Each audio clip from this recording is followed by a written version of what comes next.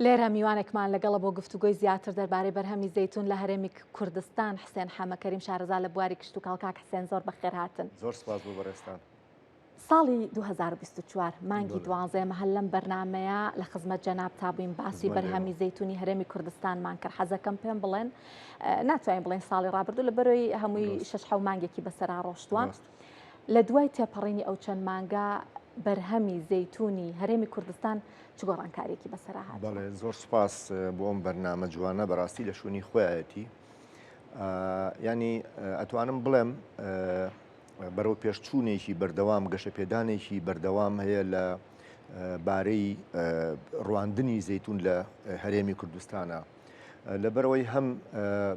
جۆرێکە لە خۆگونجاندن لەگەڵ گۆڕانکاریەکانی کەشوهەوا داری زەیتون درەختێکە کە بەرگەی زۆر کەش و هەوای جیاواز ئەگرێ، بەرگەی پلەی گەرمای بەرزەگرێ، بەرگەی بێبارانی ئەگرێ و تەمەنێکی دوور و درێژی هەیە. ئەمە یەکێکە لە هەواکارەکان. خاڵێکی ترکە زۆر پێویستە ئاماژەی پێبینەوە، ینی بە خۆشحاڵیەوە توانم بڵێم ڕۆشنبیری خۆراکی خەڵکی ئێمە زۆر ینی بەردەوام لە بەرزبوونەوەیە. لەبەرەوە ئەم بەرهەمە ینی ڕواندنی درەختی زەیتون لە هەرێمی کوردستانە ساڵ بە ساڵ لە گەشەکردن نایە. من ئەگەر هەنێ ئامار بە بەڕێزت بڵێم، یعنی تازەترین ئامار کە من وەرم گرتووە تقریبان ئێستا لە ساڵی 2024 4,000 تەن زەیتون براوەتە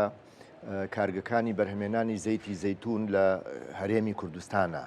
یعنی ئەگەر ئەمە بەلانی کەمەوە جەناب باسی لە سەدا 13 کرد، ئەگەر لە سەدا 10 بێ واتە ئێمە 400 تەن زەیتی زەیتونمان هەبووە لە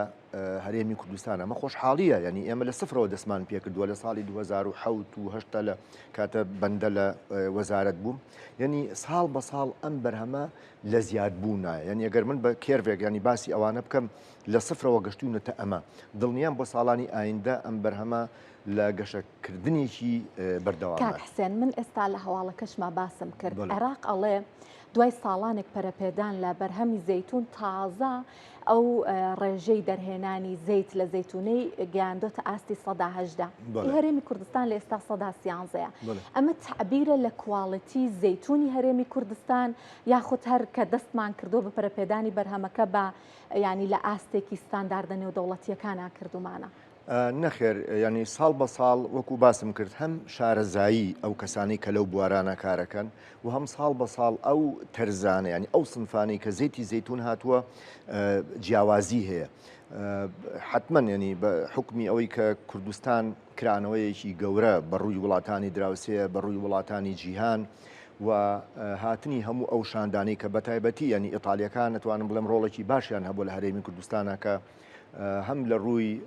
بڕاهێنانی فەرمانبەران و جووتیارانی ئێمەوە هەم لە ڕووی هێنانی خەڵکانی شارەزا بۆ هەرێمی کوردستان کاریگەریکی زۆری هەوە. بەجگە لەوەش کە وەکو باسم کرد وڵاتی ئێمە کراوەتەوە، ینی زۆر لە سەرمایەدارەکانی ئێمە بازرگانەکانی ئێمە هەندێک تەرزی تایبەتیان هێناوە کە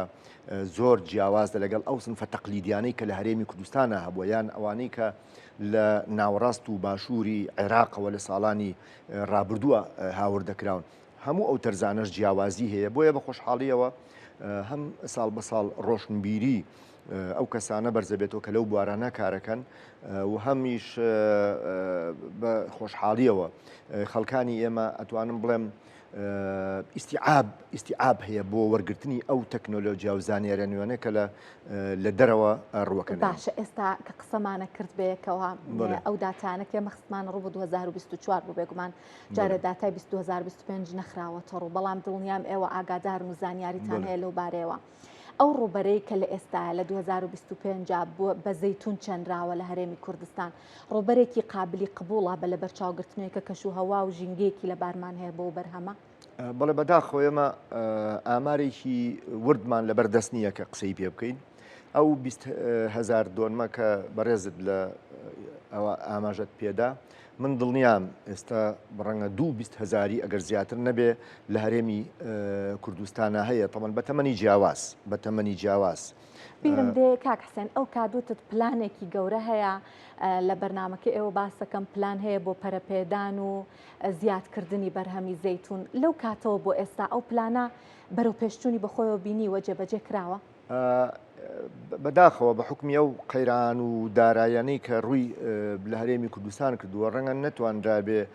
پلانێکی بەو شێوەیە دابنرێ، بەڵام سەرمایه‌دارانی ئێمە ئەوانەی کە لەو بوارانە کارەکەن یعنی توانیوانە وەکو کەرتی تایبەت ڕۆڵێکی باشیان هەبێت لەم بوارە، یعنی وەکو باسم کرێسە تقریبا 6 بۆ 7 کارگەی زەیتی زەیتون هەیە لە هەرێمی کوردستانە بۆ خۆی ئەمە خاڵێکی زۆر ئەرێنیە بۆ ئێمە، واتە ئێمە لە قۆناغی دروستکردنی باخی زەیتون گەشتونەتە قۆناغی بە پیشەسازیکردنی بەرهەمی زەیتون، یعنی لە زۆربەی زۆری مارکێتەکانە زۆر جار لە پێشانگاکانە لە فیستیڤاڵەکانە ئەبینین بەرهەمی زەیتی زەیتونی ناوخۆ وەکو شانبەشانی بەرهەمەکانی تر لە شوێنەکانە ئەبینین، ئەمە دڵخۆشکەرە و لە گەشە پێدانێکی بەردەوامایە ئەم بەرهەمە بە حکمی ئەو خاڵانەی کە ئاماژەم پێدا و من ئەوانەی کە ئاگادارم وەزارەتی کشت و کاڵ و سەرچاوەکانی ئاو لەگەڵ ئیتالیەکان لەسەر هێڵن بۆ ئەم بابەتە بۆ ڕاهێنانی جوتیاران بۆ ڕووپێوکردنی ئەو باخانی کە لە هەرێمی کوردستانە بە ئومێدی ئەوەی ئەمە بتوانین ڕووپێویەکی وردکەین بۆ باخە زەیتونەکان لەبەرەوەی بەرچاومان ڕوون بێکرد لە کوێین و ئەمانەوێ بۆ چوو هەنگاو بنێ. جەناب دەستا باسی پیشەسازی بە پیشەسازی بوونی زەیتونت کرد.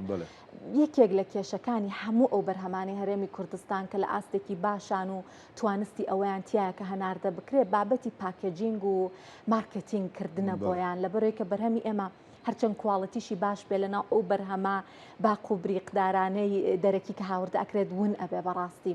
بەرهەمی زەیتون لەم بارەیەوە هیچ مشورێکی لێ خوراوە لە ڕووی بە پیشەسازیکردنەوە لە ڕووی پاکەجینگەوە لە ڕووی مارکتینگەوە. بەڵێ من ئەوەی کە جێگەی خۆشحاڵیە ئێستا ئەو کارگانەی وەکو باسم کرد ڕەنگە تەمان بە ئاستی جیاجیا لێنە ڕەنگە هەندێکیان لەوانە ئایزۆشیان وەرگرت بێ ینی وەکو ستانداردی نێودەوڵەتی بە خۆشحاڵیەوە لە ماوەی ڕابردوودا ئێمە بەشداریمان کردێکە لەو کارگانە کارگەی زەیتی زەیتون نەبوو بەرهەمە سروشتیەکان کە دوو ئایزۆی وەرگرتووە هی بە ستانداردی جیهانی لەبەرە ئەو بەرهەمانی ئێمەش کە ئەخرێتە بازاڕەکانەوە هەمووی ینی بە پێی ستاندارد و مواصفات و بە پاکێژینێکی جوان ئەخرێتە یعنی هیچی کەمتر نییە لەوانەی کە لە وڵاتانی دەرەوە هاوردەی بۆ هەرێمی کوردستان کرێت لەگەڵەوەی کە بەرهەمەکانی ئێمە توانم بڵێم لە ڕووی کوالیتیەوە زۆر باشە و بە خۆشحاڵیەوە ئێستا هەموو ئەو زۆر کەس ئەوکانی کە باخی زەیتونیان هەیە بۆ خۆیان بەرهەمی زەیتونەکەیان ئەڕنون ئەیبەن بۆ کارگەکانی زەیتی زەیتون پاش بەرهێمێنانی زەیتون جگەلەوەی کە خۆیان سوودی لێ وەرەگرن دەیفرۆشن ینی ئەمە لە ڕووی بە پیشەسازیکردنەوە یەکێکە لە قۆناغەکانی بە بازارکردنی بەرهەمی ناوخۆ یعنی ئێمە گەشتونەتە ئەم مەرحەلە ئەمە مەرحەلەیەکی دڵخۆشکەرە بە ئومێدی ئەوەی کە زیاتر پەرەی پێ بدرێەوە ساڵ بە ساڵ وەکو ئەوەی لە بینەکە باست کرد یعنی ئێستا بە پێی ئامارەکانی جیهان بەنسبەت زەیتی زەیتونەوە ینی باس لەواکەن کە لە ساڵی ئەم ساڵ ینی بەرهەمی زەیتی زەیتون لە عالەما بگاتە تقریبان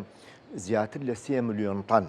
یعنی ئێمەش لەناو ئەوە ڕقمێک بین جێگەی دڵخۆشیە. بێگومان وایە کاک حسێن باسێکی ترکە هەیە هەناردەکردنی بەرهەمی زەیتونی هەرێمی کوردستان یاخود زەیتی زەیتونی هەرێمی کوردستانە لانی کەم بۆ پارێزگاکانی تری عێراق ئەمە هەتاوەکو ئێستا ئەکرێت یاخود ئەگەر ناکرێت ڕۆیایە و کارە هەیە لە هەرێمی کوردستان کە هەناردە بکرێ بەرهەمەکەی لەبەرەوەی ئێمە ئێشتا لە مەرحەلەی ئەتوانم بڵێم سەرەتای بە پیشەسازیکردن جارێ ینی بەشی پێداویستی ناو خۆمان ناکە یعنی احتیمالە یعنی هەناردەی ئەوانە بکرێ بە شێوەیەکی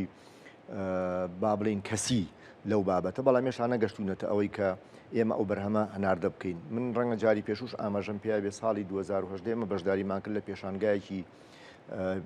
کشت و کاڵی لە دووبەی یەکێک لەوانەی کە زۆر جارە هاتن ئەوانە کە تامی زەیتی زەیتونەکەیانە کرد بردبوومان چەند هینێکمان بردبوو وەکو نمونە لەگەڵ خۆمان یعنی زۆر خۆشحاڵ بوون هەتا داوای ئەوەیان کرد کاگەر بتوانین گرێبەستان لەگەڵا بکەین بەڵام هێشتا ئێمە جارێ نەگەشتوینەتە ئەو قۆناغە بتوانین هەناردەی وڵاتانی بکەین بە ئومێدی ئەوەی دەردی عەرەب مەسەلەی شیەڵێ مەسافەت ئەلف میل تەبەت خەتوە ئێمە مهم وەیە ئەو هەنگاوەمان دەست پێ کردووە لە هەرێمی کوردستانە طبعاً بە پشتیوانی خوای گەورەوە دڵسۆزان دڵنیامیشەڵا ڕۆژێکیش لە ڕۆژانە بێ بتوانین لەبەرەوەی هەرێمی کوردستان هەم خاک و کەش و هەوای زۆر گونجاوە بۆ ئەم بەرهەمە و خەڵکیش شارەزاییەکی باشی پیا کردووە و گونجێش لەگەڵم گۆڕانکاریانی کەش و هەوا. سپاس حسێن حەمەکەریم شارەزای کشت و کاڵ کە لێرە لەگەڵمان زۆر سپاس بۆ بەڕێستان، زۆر سپاس بۆ بەڕێستان.